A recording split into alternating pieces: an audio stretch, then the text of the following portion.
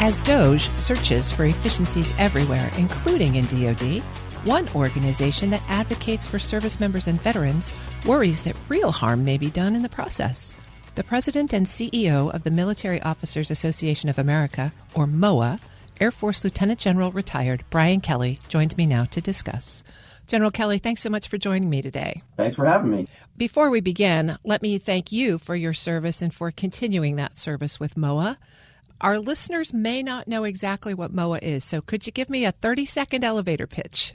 Yeah, so for 96 years, the Military Officers Association of America has been executing its mission to preserve and protect the benefits that are earned through sacrifice and dedication of those in the military, all ranks, all uniformed services, making sure that those who are currently serving, our veterans, our retirees, their families, and our survivors maintain the things that they earn through their service. Well, and you've been a little bit vocal about some concerns in terms of those benefits, saying specifically that the work that the Trump administration is doing right now to find efficiencies in government may risk breaking faith with the military and veteran communities. Tell us a little bit more about that. What are your specific concerns?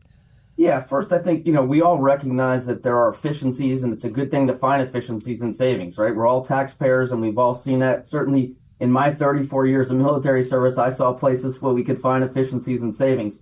What the concern would be is the speed at which you go and making sure that we're careful and thoughtful about doing that. And certainly when we see the DOGE in particular moving quickly as they needed to, you expect things not to be as thoughtful and careful as you want them to be. And we certainly don't want to see those savings, which we're appreciative of, and the efficiencies, which we're supportive of, happen on the backs of those earned benefits for our military members, their families, our veterans. And so that's our concern, is that you make sure that you do things thoughtfully, you do things carefully, and you find ways to make those savings, which haven't always been easy for the government, right? Let's just talk. The federal government doesn't have a great track record on finding efficiencies and savings in a thoughtful manner. And so that's our concern. We're supportive of the exercise. We're supportive of finding efficiencies. We just want to make sure it's done in the right way that doesn't impact our military members and veterans. Well, I would imagine that MOAA has a lot of interaction with the Veterans Affairs Department, for example. Any particular concerns there? Yeah, I think, when we look at the Veterans Affairs area, we're really mostly concerned about access and quality of care. What's the access level that we get to our health care? What's the quality of that care? And as you go through, we're certainly encouraged by and we like the things that Secretary Collins has been saying. He certainly has a focus on veterans, which is reassuring. But again, when you go through things at speed and you're trying to make the levels of cuts that you have to, sort of have a wait and see attitude. Let's make sure that these things are done thoughtfully. Let's make sure that we're not impacting access. We're not impacting quality. A lot of work was done in recent years to do things like the PACT Act and GI Bill benefits that were great strides forward for the veteran community, and you certainly wouldn't want to see any of those things reversed or impacted as a result of hasty cuts or reductions. Well, the Secretary got some grilling from Congress in his testimony recently about exactly that, the benefits for PACT Act eligible veterans, and some about the suicide support hotlines. He did, and again, I will give the Secretary credit. We got to see him yesterday, actually. He's saying, hey, let's just see what's happening. Trust me that we're going to do these things.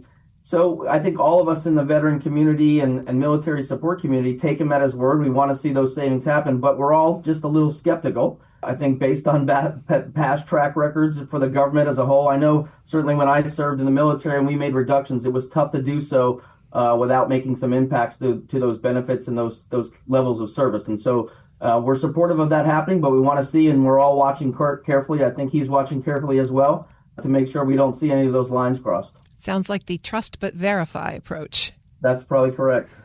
So what about in DOD, where so many of the active service member benefits reside? Housing, communities, those kinds of things. Yeah, we've been really appreciative of recent efforts. Last year, the House Armed Services Committee passed a quality of life effort, and that made it into the National Defense Authorization Act. So lots of things that MOAA was in support of and made gains in quality of life for that community in the DOD occurred. And now as you're going into these drills, again, you want to see them done thoughtfully and carefully. Experience in the Department of Defense is when you want things fast, you go to the easiest places to find those. And the easiest places to take cuts are usually in support programs for families and support programs for personnel. And certainly we've seen some reductions already. where be a little concerned about what's going to happen as a result of those. Will there be an impact to the services that are provided to families? Will there be an impact to the services that are providing to housing? We certainly are big supporters of making improvements to, and have seen improvements in housing. We want to see that continue. So again, just based on past experience, we want to be supportive of finding those reductions, but we want to verify again. I'm speaking with Lieutenant General Brian Kelly, United States Air Force retired. He's the president and CEO of the Military Officers Association of America. Well, let's think about that president's latest budget for 2026. DOD would cross the $1 trillion threshold for the first time, but you've offered some specific recommendations for things that DOD should consider. Yeah, we're certainly supportive and we're happy to see that. And again, as we said, we've made some momentum gains forward on quality of life for our service members. That budget that's been put forward has some improvements to housing, to give full allowance for housing. We want to make sure that stays in there. That was something that MOAA has been asking for and supported for a number of years. We want to make sure in the area of healthcare, which is really important to our military members and families, that TRICARE access and access for members in the military families happens at the same level without having increased fees or anything like that. So we're certainly appreciative of the increases in budget and the portions of that are going to the quality of life, but it still has a long way to go through the reconciliation process, and we know, you're not done until everything is signed and across the line. So we want to continue to push and ask for those things to happen, but we're certainly pleased that some of the things that MOAA has been advocating for appeared in those budgets. One of the veterans benefits programs that crosses federal agencies is veterans preference in hiring. And recently they've added a spouse preference for that as well. But both of those have been in the news lately as veterans have been impacted by federal workforce cuts, and military spouses in many cases have lost their remote work authority. What's MOAA's take on that? Yeah, thanks, Terry. That's a really important one because as you've gone through these exercises and the cut drills, sometimes even the federal government being as large as it is, you end up at odds with each other. So these are programs, federal hiring preference for veterans and federal hiring preference for military spouses were programs that were purposely put in place in the past by administrations, including the first Trump administration, that recognized that employment for our veterans is a key thing. It's one of the things that they earned, and it makes sense when you're thinking about how do you get future people to volunteer to serve and be supportive of the service they did. Having an opportunity for employment makes sense. And the same thing for our spouses, recognizing that military spouses have a very high unemployment rate, around 21%, way higher than the national average. It's tough for them, and that giving military spouses an opportunity to be employed helps us retain, helps us attract and recruit members to the military. So as you've been doing reductions, you're sort of at odds with each other, right? On one hand, you recognize these are important strategic assets for the country. At the second time, you're making reductions. MOAA would certainly say, not every worker, workers have talent on a bell curve like everybody else. There's great workers, there's average workers, there's not so good workers.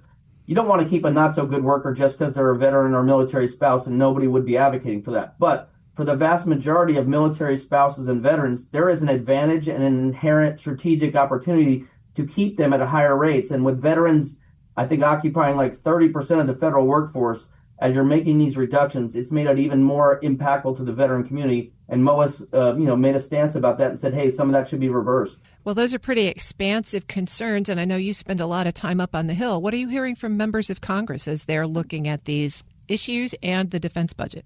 I think for us at MOAA, the good thing is over the years, we've been a valued and trusted source to the members of Congress, and they certainly want to hear from us. But, governing is about making